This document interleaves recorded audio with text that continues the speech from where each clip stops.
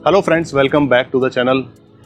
जैसा कि आपने थंबनेल को देखा होगा, आपको पता लगा होगा कि आज हम किस बारे में बात करना चाहते हैं। आज हम बात करने वाले हैं ड्राइवर की 5 ऐसी कमियों के बारे में जो मुझे बहुत परेशान करती हैं।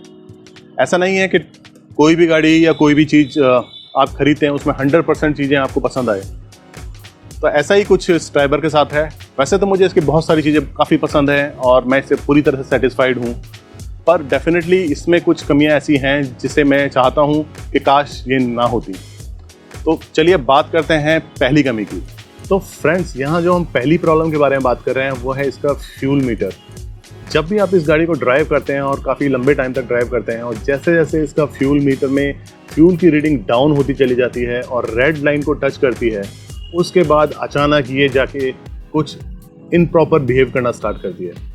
अगर आप इसमें 1000-2000 रुपये का पेट्रोल डलवा भी लेते हैं तो कई बार ऐसा होता है कि इसके फ्यूल की जो रीडिंग है वो गड़बड़ शो करती है। और ख़ासकर जब मैंने सीएनजी लगाई है उसके बाद इस चीज़ को मैंने बहुत ज़्यादा नोटिस किया है। ऑल ऑफ ए सडन ये ठीक भी हो जाती है, ऑल ऑफ ए सडन कई बार ऐसा दिखाती है कि इसके सारा फ्यूल ख़त्म हो चुका है। तो ये इसकी बहुत बड़ी कमी है।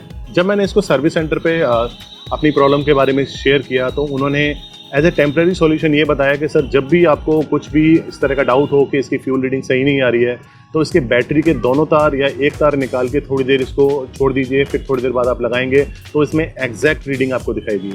और उन्होंने ये भी बताया कि ये इसके एक नोन प्रॉब्लम है और इसका जो रीज़न है वो आज तक कोई आइडेंटिफाई नहीं कर पाया है।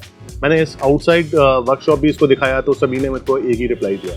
तो इसकी ये पहली प्रॉब्लम है जो बहुत ज़्यादा अनोइंग है। कई बार आपको गलत रीडिंग के कारण आपको ऐसा लगता है कि गाड़ी में पेट्रोल खत्म होने वाला है।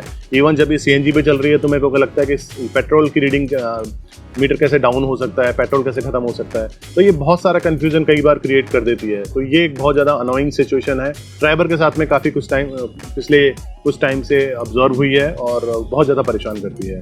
तो फ्रेंड्स, आप मुझे बताइएगा कि अगर आपकी ड्राइवर में भी कुछ इस तरह की प्रॉब्लम आप फेस कर रहे हैं या स्पेसिफिक ये मेरे को ही प्रॉब्लम फेस हो रही है, तो मुझे ये आइडेंटिफाई करने में बहुत आसान रहेगा। और आप मुझे सजेस्ट भी कीजिए, अगर आप जानते हैं इसका कोई सॉल्यूशन है तो वो बताइएगा।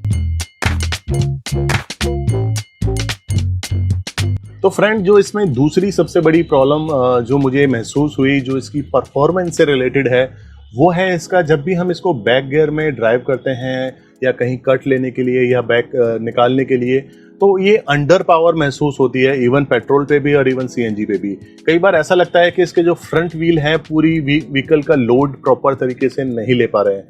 वैसे तो हम जब भी बैक गियर में ड्राइव करते हैं वो ओवरऑल ड्राइविंग एक्सपीरियंस का बहुत 1% भी नहीं होता, मगर फिर भी ये थोड़ी सी अनोइंग सिचुएशन है। Maybe it is due to its power of engine और maybe due to this length of this particular car, कि इतनी बड़ी लेंथ की कार के लिए थोड़ा पावरफुल इंजन चाहिए था जो इसको बैक में भी प्रॉपर तरीके से खेल सके।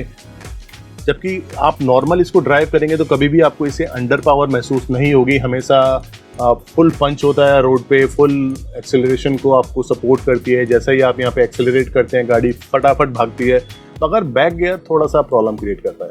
तो आप मुझे बताइएगा कि आपको क्या ये प्रॉब्लम महसूस हुई है, आपने क्या इस चीज़ को नोटिस किया है। अगर आप इसको लेने का प्लान बना रहे हैं तो एक बार इसके बैक गियर को भी ज़रूर चेक कीजिएगा टेस्ट ड्राइव में और अपना एक्सपीरियंस मुझे बताइएगा कि क्या जो नई ड्राइवर आ रही है उसमें भी कुछ इस तरह के इश्यूज़ हैं।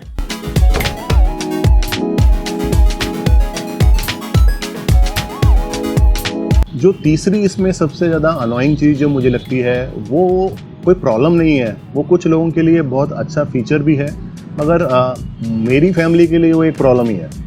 वो ये है कि इसका जो गेट जब हम ओपन और क्लोज़ करते हैं तो इसमें कुछ स्टॉपर पॉइंट्स दिए गए हैं, जैसे कि हाई एंड गाड़ियों में होते हैं, ताकि एकदम जब आप गेट खोलें तो एकदम पूरा खुल के बाहर ना जाए। ये ऑटोमेटिकली इस पॉइंट पे आके जैसे यहाँ पे रुक जाएगा, ऐसे ही यहाँ पे पर्टिकुलर रुक जाएगा, ऐसा ही आगे नहीं जाएगा, स्टॉप हो जाएगा। तो कभी भी तेज़ हवा से ये गेट आपके पास डायरेक्टली नहीं आएगा।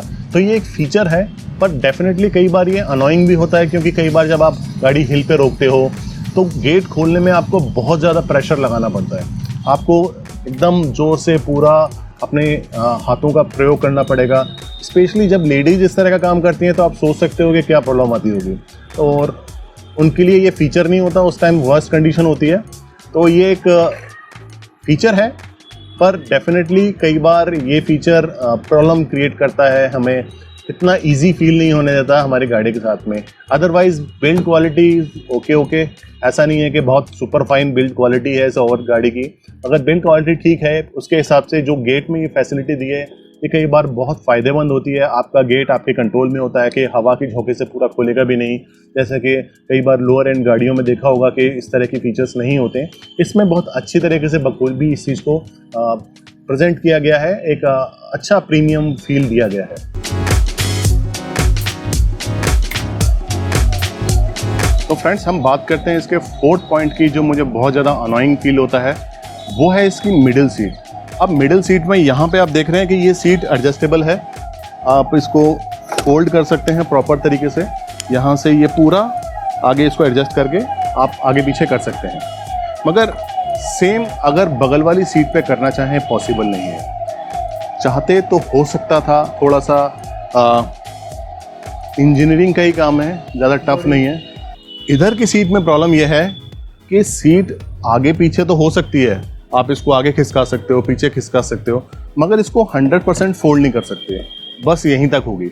जिससे क्या होता है कि आप बैक साइड की अगर सारी सीटें हटा के एक बैक साइड में काफ़ी स्पेस बनाना चाहें, वो पॉसिबल नहीं है due to this particular seat.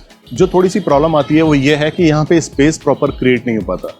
अगर सेम जैसे बगल वाली सीट पूरी तरह से फोल्ड हो जाती है, ये भी हो जाती, तो इस गाड़ी में बहुत अच्छा बूट स्पेस बनता है, जिसको आप प्रॉपर तरीके से यूटिलाइज कर सकते थे। अब लास्ट पॉइंट की बात करते हैं। जो लास्ट पॉइंट है वो लगभग सभी कंपनियों की गाड़ियों में और सभी तरह की व्हीकल्स में कॉमन है, वो है company service and support module का। कुछ बेटर क्वालिटी की सर्विस प्रोवाइड करती हैं, कुछ लोअर क्वालिटी की सर्विस प्रोवाइड करती हैं। ओवरऑल अगर देखा जाए, इंडिया में वन ऑफ द बेस्ट गाड़ियों की जो सर्विस एंड सपोर्ट मॉड्यूल है वो मारुति का माना जाता है, कि मारुति के पार्ट्स की अवेलेबिलिटी भी बहुत अच्छी है और उसका सर्विस मॉड्यूल भी बहुत अच्छा है। और इसके कंपैरिजन में ही अगर हम दूसरी गाड़ियों का मॉड्यूल देखें तो किसी का भी है ही नहीं प्रॉपर तरीके से। हुंडई कुछ हद तक उस चीज़ को कवर अप कर पाई है, अदरवाइज और कोई गाड़ियां हैं नहीं। जैसे आप रेनॉल्ट देखेंगे, रेनॉल्ट इंडिया में एक नया ब्रांड है और इस नए ब्रांड में इसकी वारंटी, सपोर्ट और पार्ट्स अवेलेबिलिटी की बहुत बड़ी प्रॉब्लम है। अगर आप नॉर्मल सर्विस करा रहे हैं तो उसमें कोई भी प्रॉब्लम नहीं आएगी, आपकी गाड़ी की प्रॉपर तरीके से सर्विस हो जाएगी, टाइम पे आपको मिल जाएगी, सब कुछ है। अब खुदा ना खास्ता इस गाड़ी में कोई मैकेनिकल या इलेक्ट्रिकल प्रॉब्लम आ गई तो पार्ट्स अवेलेबिलिटी होना एक अपने आप में बहुत बड़ी समस्या है। 10 से 15 दिन तक का तो वेटिंग टाइम एवरेज मिनिमम रहता ही रहता है, और इससे ज़्यादा भी हो सकता है। कई सारी गाड़ियों के वेटिंग टाइम महीने 2 महीने तक भी बढ़ जाते हैं, एज़ पर द कौन सा पार्ट ख़राब है, किस तरह का पार्ट ख़राब है, उसकी रिक्वायरमेंट ज़्यादा तो नहीं होती।